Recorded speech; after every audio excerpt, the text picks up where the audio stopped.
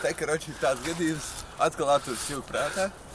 Un viņš ir idiots. Viņš izdomāja paņemt no Roltona tās visas garšvielas un iebāzt savu mutē.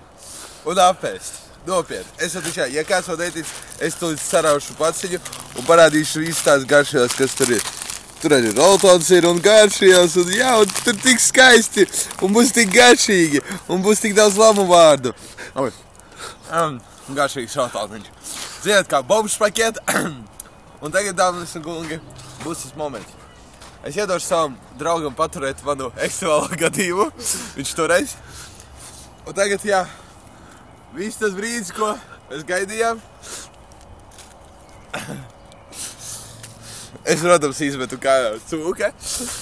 Un lūdzu, tas ir tas brīdis. Un tagad tas 3. Sita bungas, un...